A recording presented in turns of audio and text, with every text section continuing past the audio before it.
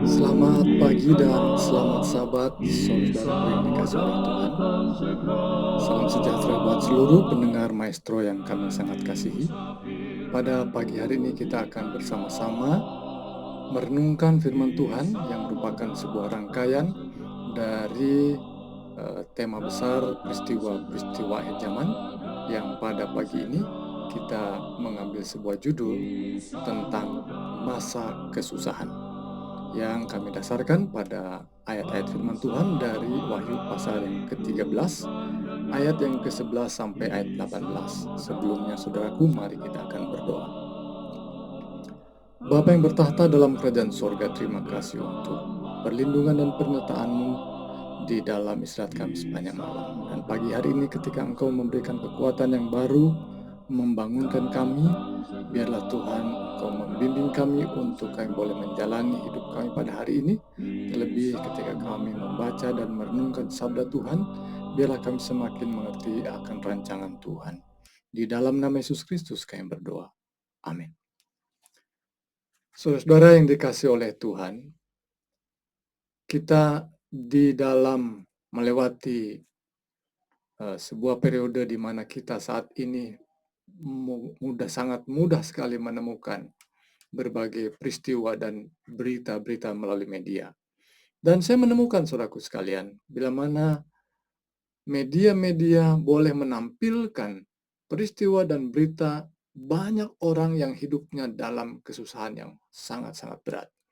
Mereka kesusahan oleh karena kekurangan pangan, kesusahan oleh karena berbagai kekurangan baik pangan, sandang, dan papan.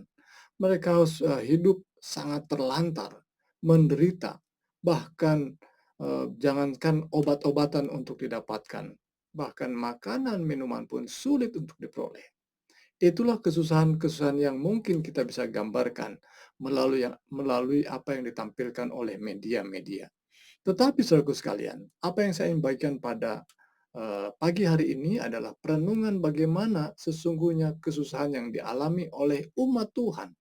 Bukan sekedar kekurangan pangan, tetapi apa yang menyebabkan umat Tuhan harus mengalami kesusahan yang hebat. Mari saudaraku sekalian, kita akan baca beberapa ayat firman Tuhan dari Alkitab, khususnya dalam kitab Wahyu pasal 13, ayat 11 sampai ayat 18. Dan aku melihat seekor binatang lain keluar dari dalam bumi dan bertanduk dua sama seperti anak domba. Dan ia berbicara seperti seekor naga. Dan seluruh kuasa binatang yang pertama itu dijalankannya di depan matanya. Ia menyebabkan seluruh bumi dan semua penghuninya menyembah binatang pertama, yang luka parahnya telah sembuh. Dan ia mengadakan tanda-tanda yang dahsyat. Bahkan ia menurunkan api dari langit ke bumi di depan mata semua orang. Ia menyesatkan mereka yang diam di bumi dengan tanda-tanda yang telah diberikan kepadanya untuk dilakukannya di depan mata binatang itu. Dan ia menyuruh mereka yang diam di bumi supaya mereka mendirikan patung untuk menghormati binatang yang luka oleh pedang, namun yang tetap hidup itu. Dan kepadanya diberikan kuasa untuk memberikan nyawa kepada patung binatang itu, sehingga patung binatang itu berbicara juga dan bertindak begitu rupa, sehingga semua orang yang tidak menyembah patung binatang itu dibunuh. Dan ia menyebabkan sehingga kepada semua orang, kecil atau besar, kaya atau miskin, mereka merdeka atau hamba, diberi tanda pada tangan kanannya atau pada dahinya. Dan tidak seorang pun yang dapat membeli atau menjual selain daripada mereka yang memakai tanda itu, yaitu nama binatang itu dan bilangan namanya. Saudara yang dikasih oleh Tuhan, bila mana kita membacakan ayat-ayat dalam kitab Wahyu, seringkali kita menemukan ayat-ayat itu seperti gambaran atau nama-nama dan simbol-simbol yang kita perlu menafsirkannya. Dan banyak orang, para pembaca Alkitab, dari sejak kita menemukan Alkitab ini, banyak orang merasa bahwa membaca kitab Wahyu ini membutuhkan pengetahuan yang banyak atau energi yang besar untuk memahami kebenaran Alkitab dalam kitab Wahyu. Namun saudaraku sekalian, kitab Wahyu itu sendiri dari sejak ayat-ayat yang pertama, pasal pertama dinyatakan bahwa nama Wahyu itu sendiri merupakan gambaran bahwa kitab ini sedang dibukakan, dinyatakan, diwahyukan. Itulah sesungguhnya maknanya. Bahwa Tuhan ingin menyatakan, mewahyukan, dan membeberkan dengan jelas kepada umatnya tentang apa yang dirancangkan atau direncanakan oleh Tuhan bagi umat Tuhan dan bagi semua penduduk bumi. Dan saudaraku sekalian, itu sebabnya ketika kita membaca ayat-ayat kitab suci dalam Wahyu pasal 13 ini juga kita tidak perlu berkecil hati untuk merasa sulit untuk memahaminya. Dan mari kita fokus pada tema khusus di mana kita melihat ada kesusahan besar. Ada kesusahan yang akan dialami oleh umat-umat Tuhan. Mengapa? Karena ayat-ayat bagian terakhir tadi menunjukkan bahwa kelompok orang yang tetap setia pada Tuhan dan kemudian dipaksa untuk menyembah patung binatang, orang-orang itu, kelompok umat yang setia itu akan dipaksa. Dan kalau tidak mau, dia atau mereka itu akan dibunuh. Jadi ini ada sebuah pergumulan yang hebat sesungguhnya. Kesetiaan pada Tuhan itu harus harus menghadapi satu situasi yang sangat berat, dia harus mengorbankan nyawanya.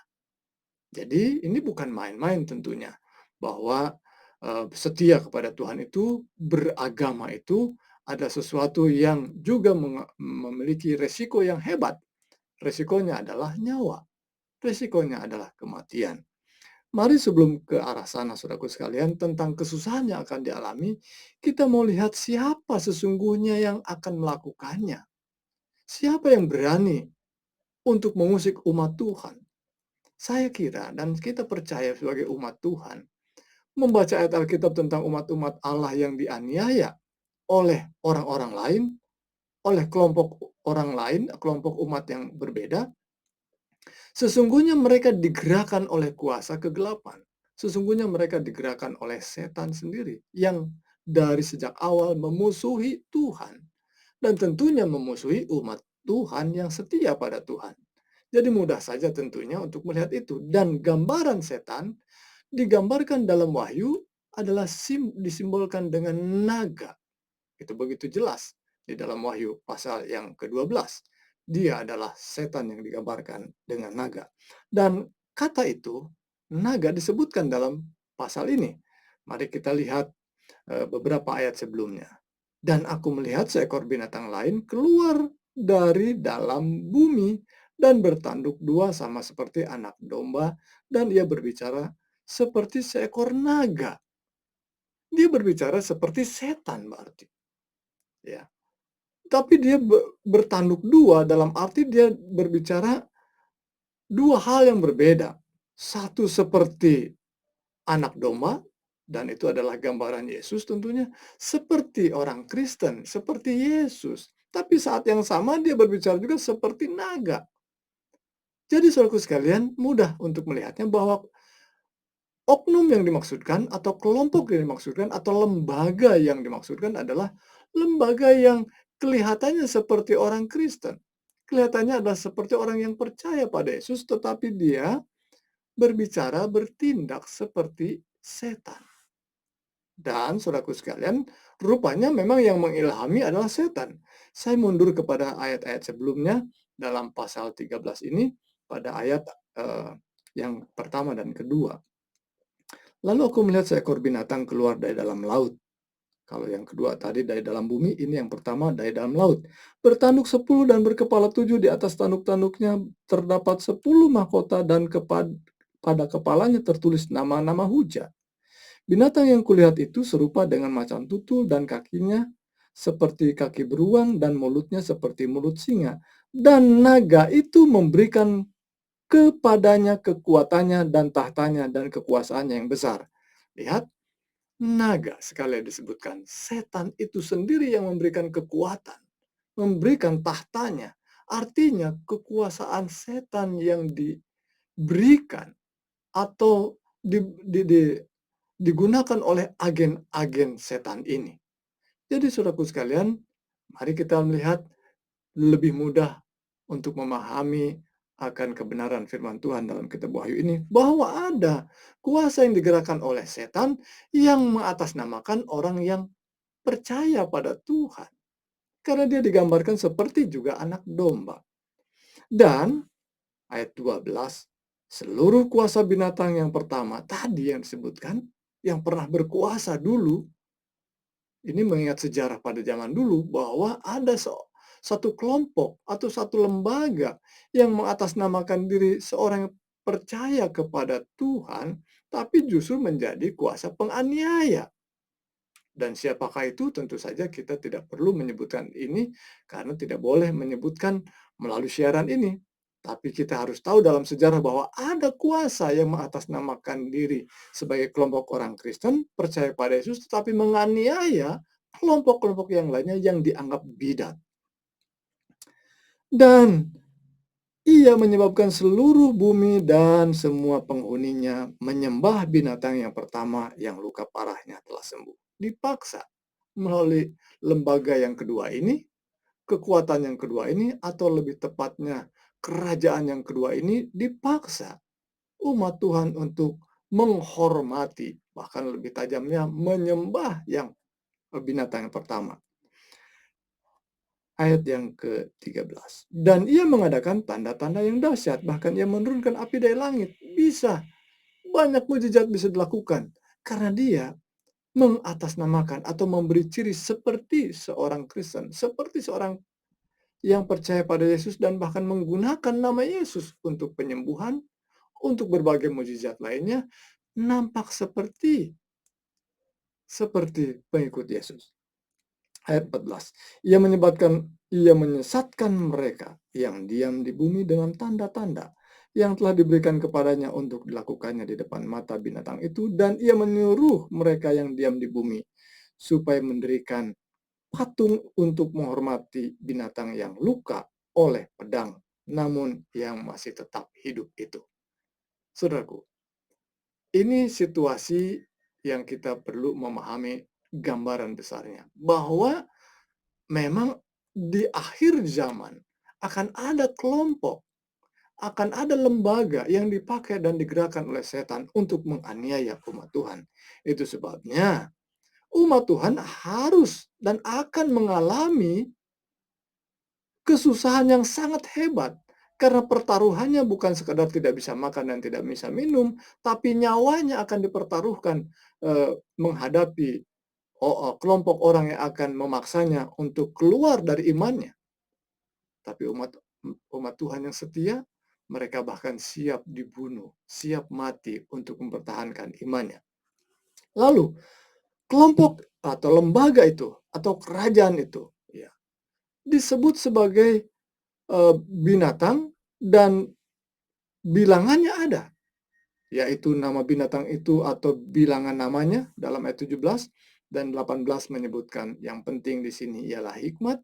Barang siapa yang bijaksana, baiklah ia menghitung bilangan binatang itu. Karena bilangan itu adalah bilangan seorang manusia dan bilangannya ialah 666. Saudaraku, ketika saya membaca banyak sejarah-sejarah teologi tentang bagaimana orang menafsirkan 666 ini, banyak sekali tafsir untuk membuktikan siapa sesungguhnya. Saya kira kalau kita mau melihat ini, sudah boleh menelusuri dalam berbagai media untuk melihat bagaimana orang menafsirkan. Boleh jadi ini adalah lembaga di Amerika Serikat, boleh jadi itu adalah salah satu presiden Amerika, boleh jadi ini adalah pemimpin agama. Banyak tafsir-tafsir, bahkan kekaisaran Roma, kaisar-kaisaran Roma juga pernah disebut-sebut oleh para penafsir Alkitab ini sebagai perwujudan daripada 666. Namun saudaraku sekalian, saya ingin memberikan garis besarnya, bahwa bilangan ini adalah seorang yang ditunjukkan dalam Alkitab ini sebagai seorang yang melawan Allah, melawan Tuhan, dan melawan umat Tuhan. Maka kita harus bandingkan saudaraku dengan beberapa ayat Alkitab lainnya, khususnya kita lihat misalnya Matius pasal 24. Mereka yang memusuhi umat Allah, mereka yang menjadi problem dalam rancangan Tuhan itu adalah orang-orang yang disebutnya sebagai Mesias palsu. Dan beberapa renungan waktu itu kita sudah sebutkan Mesias palsu dalam bahasa Syria itu adalah Dagala yang kemudian teman-teman kita, saudara kita dari Muslim menyebutnya Dajjal, ya. Itu satu permainan kata yang berkembang tentunya, dan itulah Mesias palsu, dan Mesias palsu tentu saja datang dari orang-orang Kristen yang tadinya menjadi orang percaya tetapi kemudian memusuhi atau bertolak belakang kebenarannya dari sebagai seorang Kristen. Sebagai seorang yang percaya harus percaya kepada kebenaran Alkitab, tetapi ketika seorang percaya kepada Yesus tapi ajarannya berbeda dengan ajaran dari Alkitab ini, tentu dia adalah Mesias palsu.